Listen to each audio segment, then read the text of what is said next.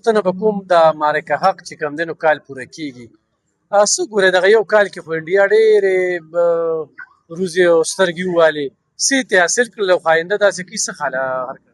اعوذ بالله من الشیطان الرجیم بسم الله الرحمن الرحیم. ملګري یو خبره راته کوم، ملک خان شیخ پوسټ ته ډېره مهرباني، دا ډېره ښکلې خبره وکړه. حقیقت دا ده چې انډیا موږ سره کومه لوبه کوله، دا پاکستان یو کمزوري ملک دی او حالات دغه دي، نو راشه دوی به موږ ویرو. نو دوی داسې په موږ باندې هغه حملې هغه دغه شروع کړې، هغې وي نو دوی سره به دوی ویرېږي. الحمدلله یو خو موږ مسلمانان یو، بل دا زموږ ایمان دی چې دا خلک اخري پته به زمونږ وي او وي به. موږ یو دوه درې څلور داسې جوابونه ورکړل چې هغې سره هغې په شا شو. دې کال کې ډېر داسې لکه هغه کله څه بانه او کله یو بانه او کله بله، خو خدای پاک ولې هغه طاقت ورنه کړو. مخکې مونږ تلالې لو ناستې راته دا ګورې دا په اسلام آباد کې چې دا کوم ایران او یا امریکا راځي، خو دا زمونږ عزت دی چې که نه، دا زمونږ هغه جذبه ده، زمونږ هغه دغه دی. بل مونږ به د آرمي چیف صاحب ډېره شکریه ادا کړو چې لکه یو دونه لوی مقام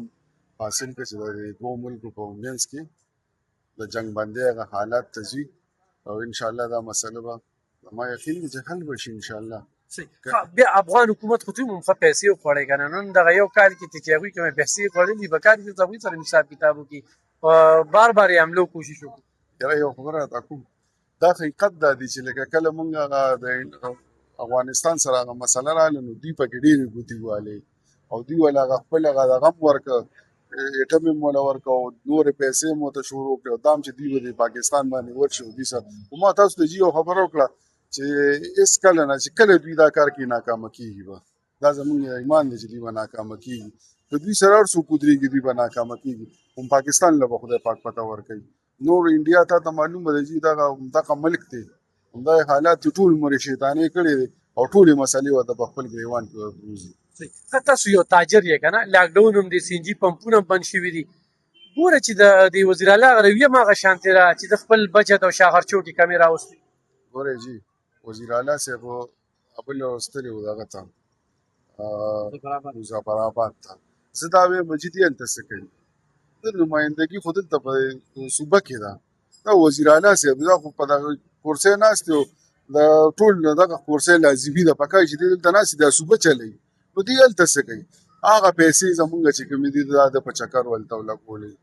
یا 8 کروړه دي یا 9 کروړه دي یا 6 کروړه روپۍ دي، دا دې لاړه هلته خرڅ کړي. او صوبه دار تاسو وګورئ جي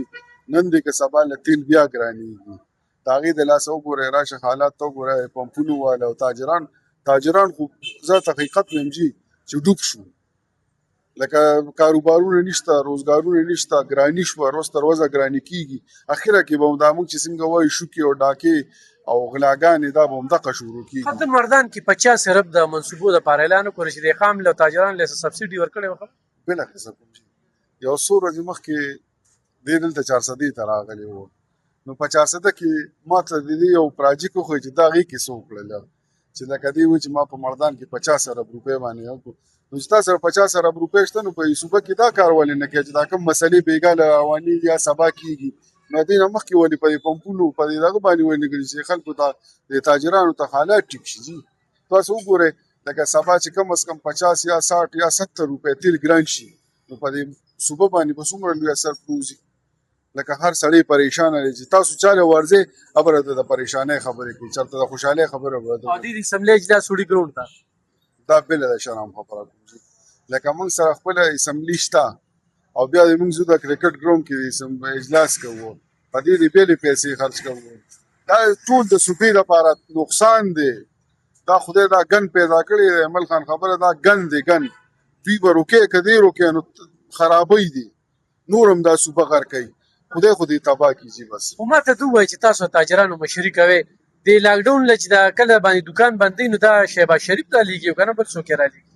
نه دا دلته دا خو د صوبې اختیار دی او په دې صوبه کې دغه ناست دی، د دوی ډي سي ناست دی، اے سي ناست دی، دا همدا خلک یې راباندې رالیږي که نه، چې هغې ته دې دا موږ نه کوو. نه وزیر اعلی چیف سیکرټري ته ووایي او چیف سیکرټري دا چې دلته د ډي سي ته ووایي چې په کومه ده کې 400 کې یا که ضلع د مردان هر یو ده کې دا حالات شروع دي. لا ماښام نی چې ګورې ایسي به دې په سر ولاړې وي بند کا دلته دا وګورئ چې مخامخ شاته وګورئ د دې روډ څه حال دی نه ته چوسه پورې دوله پاسوله نه چا نالۍ پاکه کړه او بیا چې ایسي ګورې نو د ماښام به تاجر ته دومره نه وي چې په سر به یې ولاړي ها یو څو ورځې مخکې مې کتل چې وایي دا وګورئ وایي تجاوز هم کړی بار روتی یې نو کوم ځای ته به راوځي دا خو دوکاندار دی خامخا په خپل خط کې به د هغې دپاره دونه پولیس راوستي وي جي تا به وایي موږ مجرمان یو لکه دوکانداران نه یو مجرمان یو دونه پولیس یې راوستي وي لکه تا به وایي که مونږ څه خبره کوله نو اباکتربند غوندې ګاډي نه هغه کوم چې جیلونه هغه هم راوستي تا به یې مونږ هغې کې اچو اوس یو بل نمونه روتر احمد نیازي هغه وایي چې زه به د ډی خان نه واله ټوله صوبه کې به زه چې کوم دی نو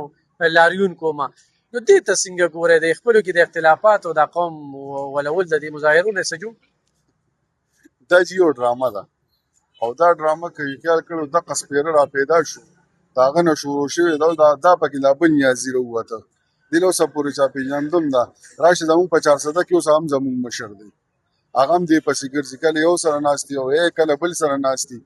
تاسو ځان تپوس کې دې پېژنئ دې څوک نیازي څوک دی جي لکه دا د کوم ځای نه راغلی د ده پته دغه دا د کوم ځای دی هسې هغه صوبه ده په دغه پیسې لګي او لګی یې بس دغه کې 400 کې هم دا حالات دي جي یو 4 امپیګان 15 یو یې مینه ما 2 امپیګان ما ته کارګرځګي وښایي جي هغه پیګا هغه یو لا پاسېدلی وو وایي زه به تاسو ته سولر ولاکم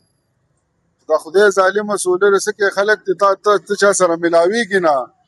دا خلک درځي هم ستا د پی ټي آی خلک چې وایي کوم دی مینه شته نه نو او ما ته په دې په یو نیم 2 کاله کې خپله کارګرځګي وښایي نو زه به چې څه وي زه به یې منم